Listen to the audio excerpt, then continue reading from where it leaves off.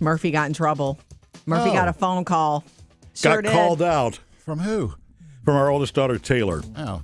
So, as you know, Sam, Jodi and I have two daughters. Our oldest daughter, Taylor, is the one who is going for her master's right now in the education world. It's the school technically, but it's really psychology, and she wants to be a licensed professional counselor. She's all about counseling. She's a natural for it. I mean, she's absolutely just a natural for it. And in her second year, so she understands the complexities of mental health and is just very good at it, right, Jodi? I would say she's it's a born gift. to do it. Yeah. And so last week in our After the Show podcast, we talked about overwhelm and, the no pressure new year and how sometimes your to-do list can just take you over. Right. And she enjoyed that podcast, but she had one concern about that podcast. And she called her dad to say, look, I want to talk to you about this, something you said. In the most beautiful, diplomatic way, in the most respectful, amazing, mind-blowing way, and was concerned that we had focused on AI and, the usage of AI to kind of, solve that problem. We were not saying it was a substitute for mental health, but she was concerned that somebody might walk away with that feeling because to use AI. To use AI as a means of as your therapist, as a replacement for a therapist, and that's a hot button issue for her. Yeah, she has a mental health AI problem.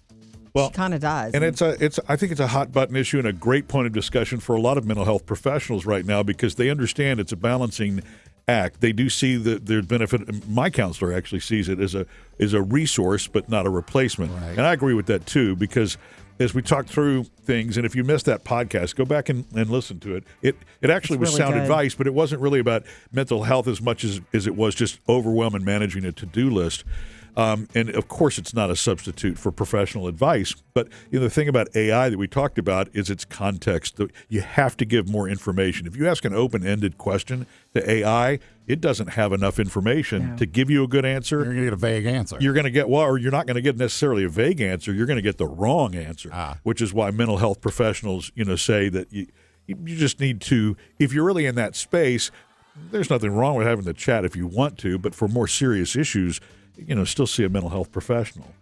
And I agree with that. And I just thought it was a wonderful conversation and a great thing for her to point out. I thought it was awesome for her to call you to say, I want to talk to you about this. I heard this podcast and Dad, please don't, suggest to people that they do AI over actual counseling. Correct. Shout out, Taylor. Yeah, by the way, that After the Show podcast is called Too Many Tabs Open. If you just search Murphy, Sam, and Jodi anywhere you listen, meaning too many tabs in your brain. It is good information, except that one little thing at the end. What little thing? What Taylor was saying. Oh, the AI thing, yeah.